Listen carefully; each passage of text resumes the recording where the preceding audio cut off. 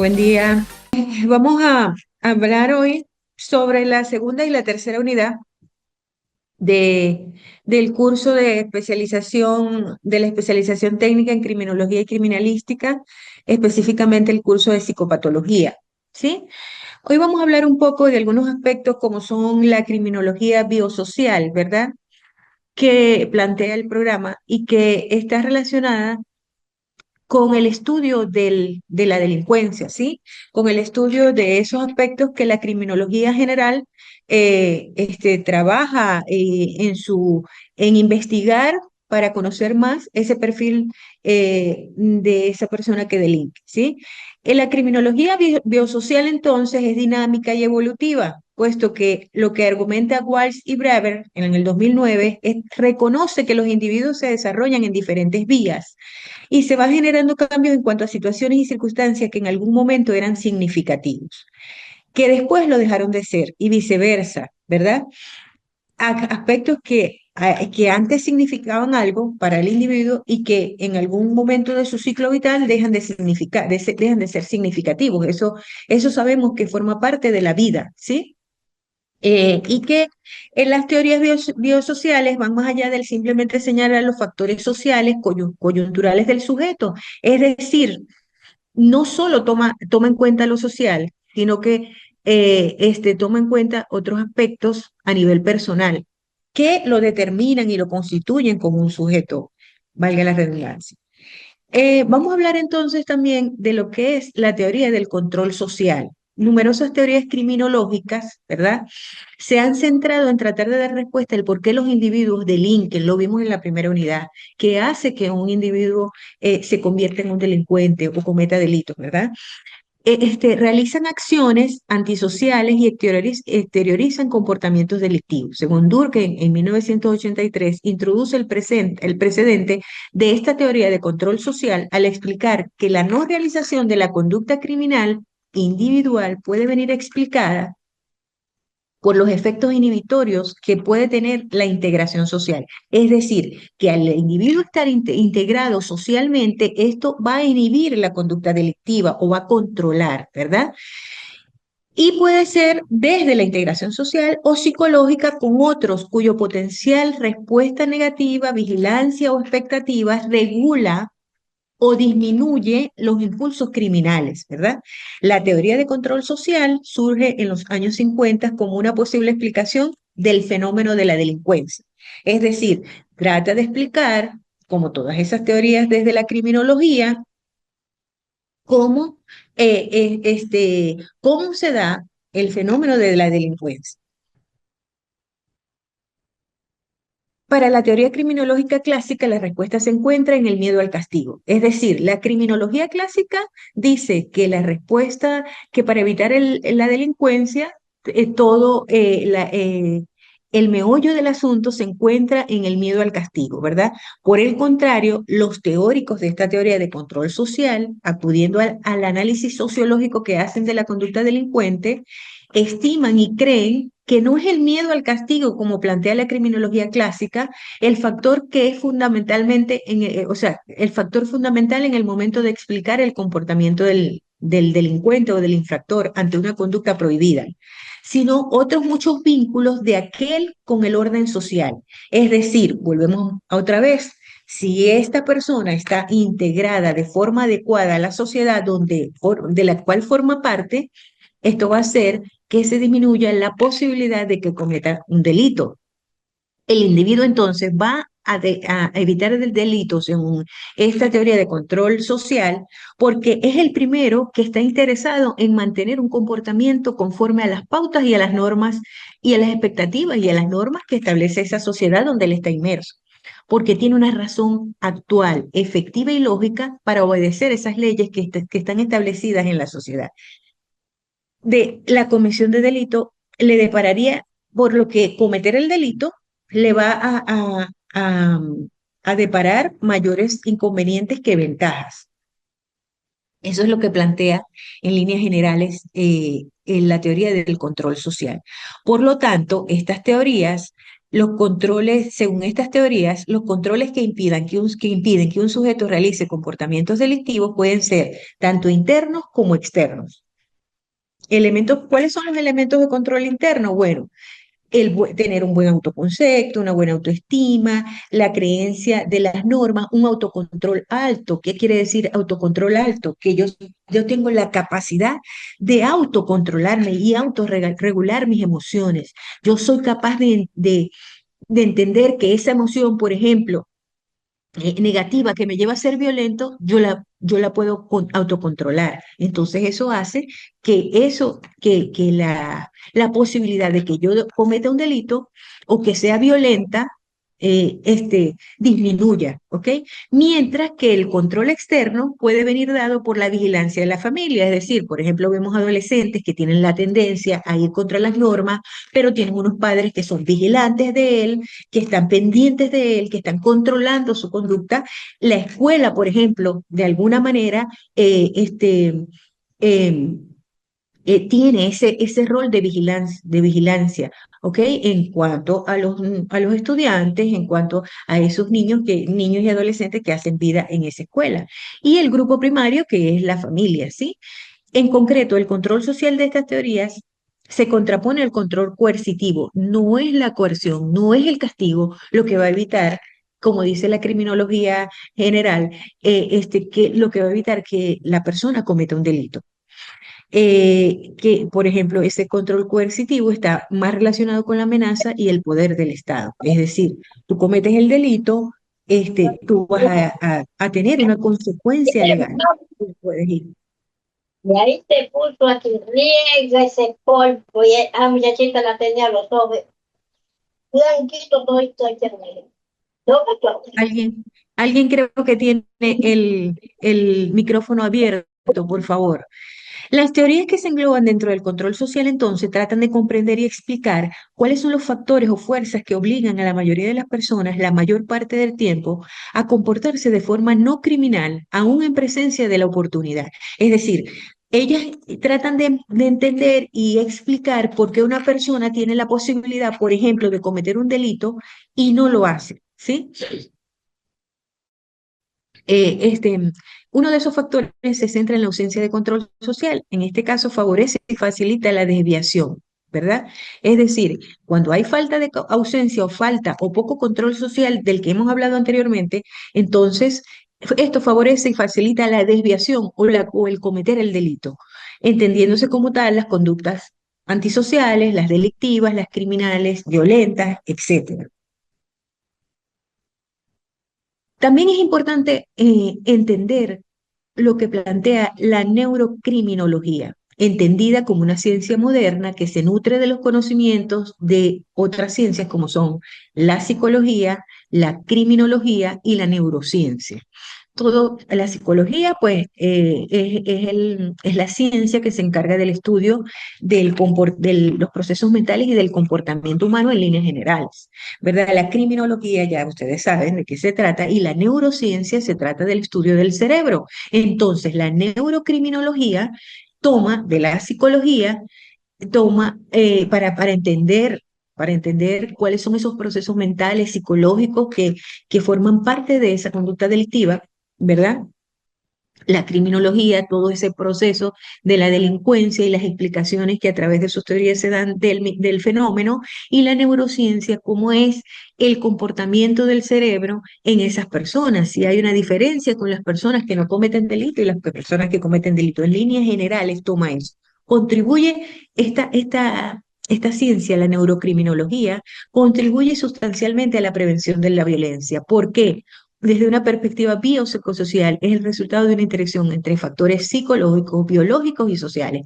A través del estudio de esos factores psicológicos, biológicos y sociales que intervienen en que una persona cometa un delito, entonces ella trata de buscar la prevención del delito, o sea, la prevención de esos procesos por los que pasan los delincuentes, buscando mejorar las condiciones que están afectando a nivel psicológico, a nivel biológico y a nivel social, por supuesto. La intención entonces de la criminología es aportar explicaciones de los factores criminógenos presentes en las conductas antisociales. ¿Cuáles son esos factores que intervienen o hacen que una persona se convierta en un delincuente, verdad? Además de esto, amplía la gama de posibles tratamientos. ¿Para qué quiere saber la neurocriminología? ¿Cómo se comportan o cuáles son esos factores que intervienen en los criminales o en las personas que cometen delitos? Bueno, precisamente, entonces, para establecer los tratamientos adecuados desde la psicología, desde la criminología y desde la neurociencia, que permitan entonces prevenir, ayudar a la persona que comete el delito, es decir, el delincuente, pero también establecer tratamiento y prevención, campañas de prevención, ¿ok? Eso lo hace de la mano de estudios orientados a la predicción de los niveles de riesgo de violencia y la reincidencia delictiva. Eso le va a permitir, esos estudios le va a permitir la predicción de los niveles de riesgo de violencia, pero también la reincidencia delictiva. Cuando conocemos el perfil psicológico y criminológico y desde la neurociencia de las personas que cometen delitos, entonces nosotros podemos saber si esas personas, se puede predecir si esas personas van a reincidir, que es lo que se quiere evitar. De una manera amplia, entonces, se señala que la neurocriminología, mediante el uso de metodologías y técnicas de estudio de la neurociencia, busca comprender, predecir y tratar de prevenir la criminalidad, particularmente la que está relacionada con la violencia. Es decir, la neurocriminología basa sus estudios más que todo y sus investigaciones en la criminalidad, pero la que está relacionada mayormente con la violencia. Los conocimientos que aportan la neurocriminología pueden ser aplicados en el diagnóstico, en el tratamiento y, como les decía anteriormente, en el análisis de la probabilidad de reincidencia de ese delincuente. Y la prevención de la violencia. Si sabemos por qué pasa, cuáles son los factores que influyen, vamos a poder trabajar en función de prevenir. Entonces, eso es muy importante. Es por eso que la neurocriminología, de alguna manera, en la actualidad está tomando la vanguardia en el estudio de la criminalidad y en todos esos procesos que se llevan a cabo para la prevención de la violencia. Debemos entonces hacer énfasis en el estudio de la misma, de conocer cuáles son esos procesos, cuáles son esos factores. Ustedes que trabajan en este caso directamente con los delincuentes. Entonces, conocer los planteamientos, los lineamientos que sigue, los factores que intervienen en las probabilidades de reincidencia y qué podemos hacer desde la prevención. A través de la neurocriminología es importantísimo para ustedes como criminólogos, como especialistas en criminología. Es importante que tomen conciencia de lo medular que es esta ciencia para ustedes, ¿ok? Vamos a hablar un poquito de algo que ha traído, que ha traído como consecuencia el desarrollo de las tecnologías, de la globalización y de todo ese mundo virtual del que nosotros formamos parte en la actualidad y que de alguna manera interviene en nuestras vidas, ¿verdad? En el quehacer de una persona, tanto de forma positiva, porque sabemos que que esa virtualidad nos acerca. Sabemos que esa virtualidad nos permite tener información de cualquier parte del mundo y eso es importante y positivo para los que estudiamos, para los que andamos en búsqueda del conocimiento, de la actualización. Todo eso es positivo. Pero como todo en la vida, está la parte negativa. La parte negativa precisamente está relacionada con esos procesos delictivos que se han venido generando luego de la aparición de las nuevas tecnologías, como es la ciberdelincuencia. Por ciberdelincuencia se entiende cualquier forma de criminalidad ejecutada en el ámbito de interacción social definido por el uso de las tecnologías de la información y de la comunicación. Entonces, yo no me voy a detener mucho aquí, pero les voy a compartir en la plataforma un material bien interesante que encontré de España, donde habla de las diferentes tipos de ciberdelincuencia y son muchísimos, pero los más alarmantes son el abuso, el acoso sexual, ¿verdad? Claro, no quiere decir el económico, cuando las estafas a través de la ciber, este, eh, em, de esa virtualidad que nos permite entonces violentar identidades, suplantar identidades, estafar. Esas estafas son importantes y son, por supuesto, un tipo de delincuencia que afecta a una gran parte de la sociedad, que nos ha afectado a todos en algún momento, porque a todos todos de alguna manera hemos tenido esa experiencia a lo largo de nuestra vida, luego de la aparición de esas nuevas tecnologías, ¿verdad? Este, pero definitivamente el acoso, el ciberacoso, es una de los tipos de ciberdelincuencia que está afectando más que todo a niños y adolescentes, que son de alguna manera un factor de riesgo o un factor sí, un factor de riesgo para ser objeto de ese tipo de delincuencia. Estamos viendo cómo adultos pervertidos, pederastas, se hacen pasar por niños por el mismo grupo etario, con la misma edad, para entonces acosar y abusar sexualmente de los niños y adolescentes. Y vemos cómo incluso bueno, son presa fácil para ser utilizados en la pornografía infantil, precisamente porque son niños que no tienen esa capacidad de autocontrol, que no tienen las herramientas para defenderse, que son presa fácil para el acoso. Y entonces vemos cómo eso, de alguna manera, está afectando esa población vulnerable definida, a raíz de eso surge lo que se llama la criminología informática, definida como aquella que implica un estudio, definida como aquella que implica un estudio bastante extenso sobre la informática, los medios electrónicos y las conductas antisociales que se dan por el uso de un sistema electrónico como medio de comunicación. La criminología informática, entonces, es una rama de la criminología en general que se dedica al estudio de las conductas antisociales y de los delitos informáticos. Es importante que conozcamos eso porque a veces el desconocimiento nos hace pecar, ¿verdad? Entonces sabemos que para esa ciberdelincuencia, tenemos esa respuesta desde la criminología, que es la criminología informática, que entonces se encarga de ese estudio sobre la informática y los medios electrónicos y esas conductas antisociales que se generan en ese medio.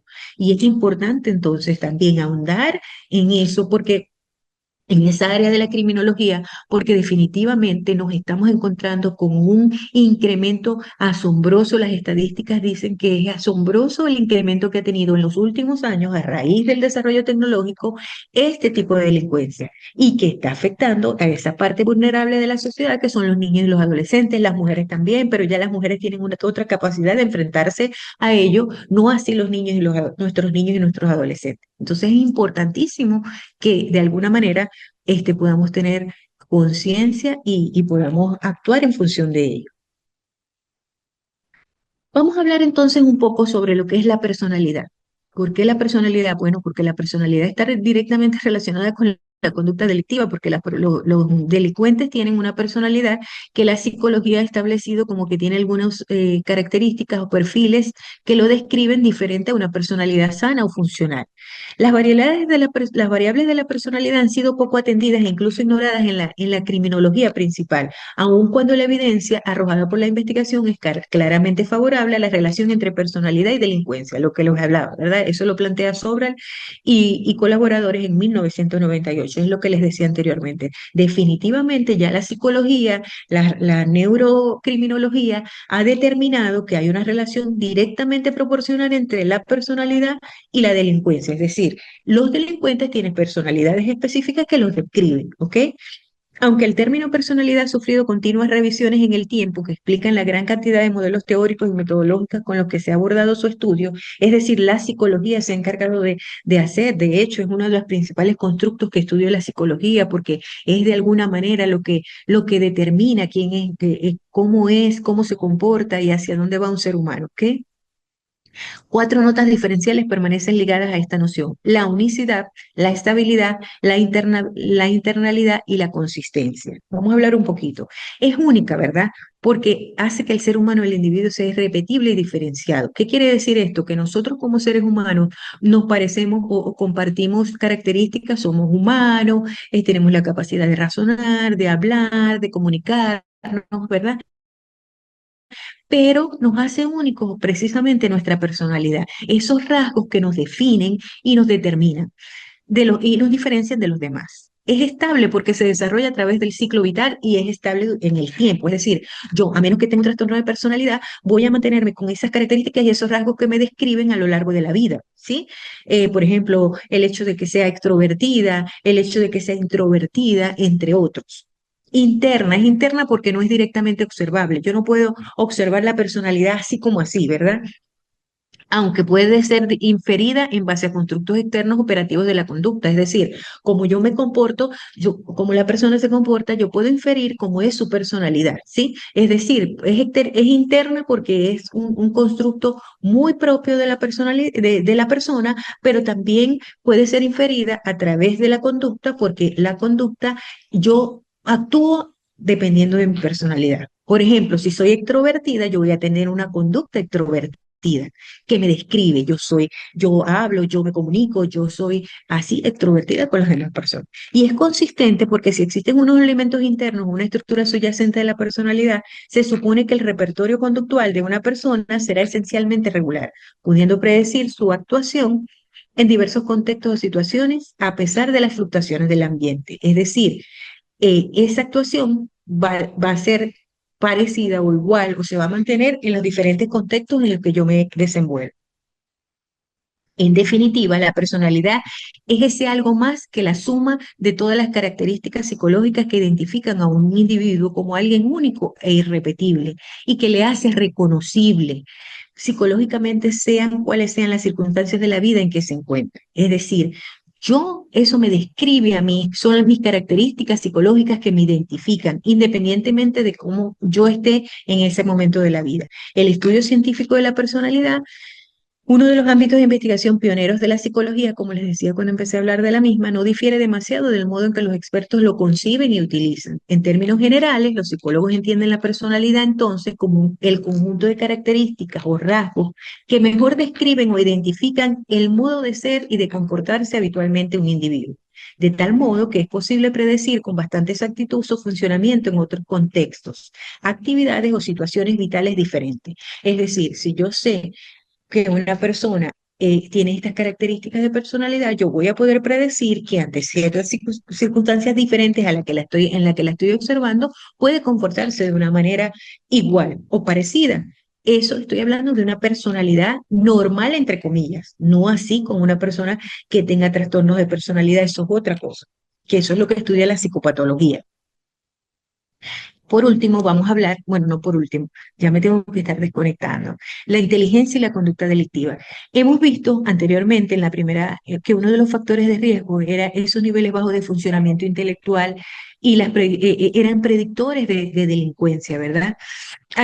Debido a que los grupos de delincuentes obtienen puntuaciones bajas en las pruebas de inteligencia, con respecto a los no delincuentes, pero si bien los delincuentes tienden a puntuar más bajo en los test de inteligencia, la relación entre inteligencia y conducta a, antisocial no es muy sencilla. Tenemos que hablar, cuando hablamos de inteligencia, tenemos que hablar de la inteligencia emocional. El CI o el coeficiente intelectual es la medida de la inteligencia, de nuestra inteligencia, y se hace a través de pruebas psicométricas. Pero la inteligencia emocional, según Goleman, es la capacidad que tenemos de gestionar nuestras emociones. está relacionado no con el conocimiento, ¿verdad? Que es lo que me da ese número en el coeficiente intelectual, sino cómo yo manejo mis emociones. Las emociones pueden confundir o hacer errar a nuestro razonamiento. Cuando más intenso es un sentimiento, más dominante se convierte la mente emocional y más inefectiva la racional. Es por eso que Goleman hablaba del autogobierno de las emociones.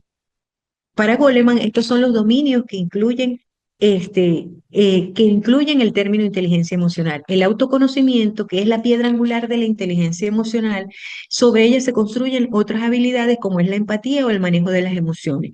Y consiste en reconocer conforme van surgiendo las emociones en mí misma. Es una capacidad autorreflexiva que que nos hace conscientes de nuestros estados de ánimo y del modo en que pensamos sobre ellos. El gobierno de las emociones, según Goleman, se trata de la capacidad de manejar las emociones de forma apropiada. Yo manejo y aprendo a recuperarme de los acontecimientos negativos. Es decir, no es que yo no me molesto, yo me molesto, yo tengo ira, yo sufro de ira, pero yo a la vez sé controlar esas emociones. Yo puedo gobernar esas emociones.